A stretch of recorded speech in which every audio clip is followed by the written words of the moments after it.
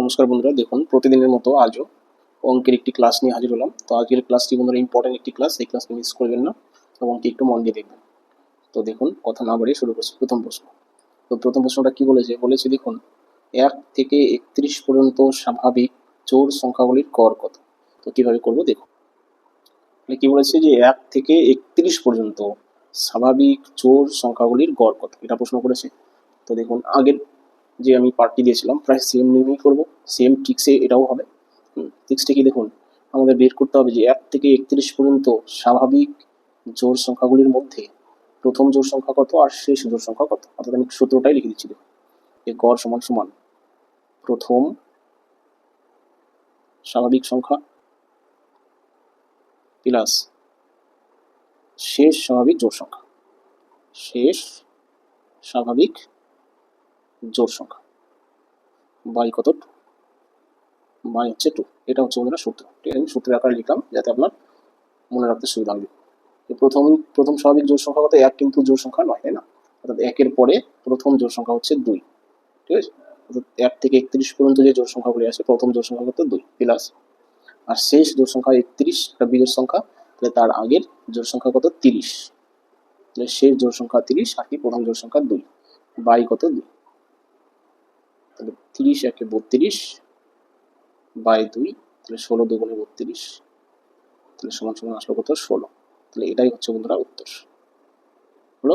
এবার যদি প্রশ্ন করতো যে 1 থেকে 31 পর্যন্ত স্বাভাবিক জোড় সংখ্যাগুলির সমষ্টি কত, আর কিছু না, আমরা কি করবো, এই 16-র সাথে মোট জোড় সংখ্যার সংখ্যা দিয়ে গুণ করতাম। তাহলে 1 থেকে 31 পর্যন্ত মোট কতগুলি জোড় সংখ্যা থাকবে সেটা আমাদের আগে বের করতে হবে। ঠিক আছে, তারপর কি করবো, 16-র সাথে গুণ করবো, বাস। তাহলে আমাদের কি চলে আসবে, 1 থেকে 31 পর্যন্ত স্বাভাবিক জোড় সংখ্যাগুলির সমষ্টি চলে আসবে। আর জোড় সংখ্যা বের করার খুবই সহজ একটি নিয়ম, দেখুন সেটা আমি বলে দিচ্ছি। 1 থেকে 31 পর্যন্ত মনে রাখবেন, 1 থেকে 30 পর্যন্ত 15টি জোড় সংখ্যা, 15টি বিজোড় সংখ্যা। তাহলে এখানেও তাই হবে, 1 থেকে 31 পর্যন্ত 15টি জোড় সংখ্যা হবে, কিন্তু বিজোড় সংখ্যা কিন্তু বন্ধুরা 16টি হবে, কারণ 31 একটা কি বিজোড় সংখ্যা। দেন আমি 31 বাদ দিয়ে যদি 30 থেকে ধরি, 30 থেকে 1-এর মধ্যে জোড় সংখ্যা 15টি থাকবে, বিজোড় সংখ্যা 16টি থাকবে, তাই না? কারণ লাস্টে যে 31 সেটা একটা বিজোড় সংখ্যা, মনে রাখবেন। ঠিক আছে, যদি বলতো 20 পর্যন্ত, 1 থেকে 20 পর্যন্ত জোড় সংখ্যা 10টি, বিজোড় সংখ্যা 10টি। কিন্তু যদি বলতো 21 পর্যন্ত জোড় সংখ্যা কটি, তাহলে কিন্তু বলতো 21 পর্যন্ত কি বিজোড় সংখ্যা হবে 11টি আর জোড় সংখ্যা হবে কটি? 10টি, কারণ লাস্টের সংখ্যাটা বিজোড় সংখ্যা, তাই না? আচ্ছা, কথা না বাড়িয়ে বন্ধুরা চলে আসি পরের প্রশ্নে, অর্থাৎ 2 নম্বর। দেখুন সেটা, তো এই হলো বন্ধুরা 2 নম্বর প্রশ্ন। এবং এটা প্রশ্ন কি করেছে, বলেছে 1 থেকে 30 পর্যন্ত স্বাভাবিক জোড় সংখ্যাগুলির গড় কত। দেখুন এটা এসএসসি সিজিএল এর 2008 সালের পরীক্ষা এসেছিল। তো যাই হোক, এই ধরনের প্রশ্ন যে পরীক্ষা আসে তার একটা প্রমাণও পেয়ে গেলেন।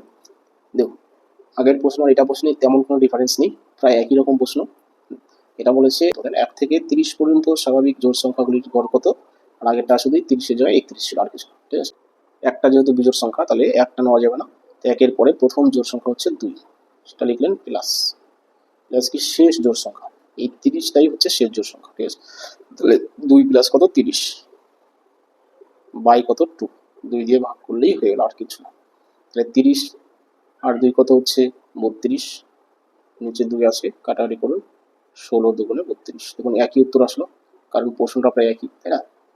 তাহলে 16 হচ্ছে বন্ধুরা এই প্রশ্নের উত্তর। এই হলো বন্ধুরা আজকের 2টি অঙ্ক, আর পরবর্তীতে আরও এরকম অঙ্ক নিয়ে আসবো।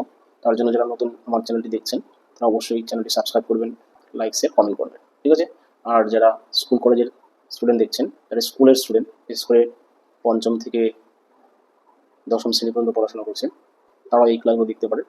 ঠিক আছে, তাহলে রাখছি বন্ধুরা, থ্যাংক ইউ।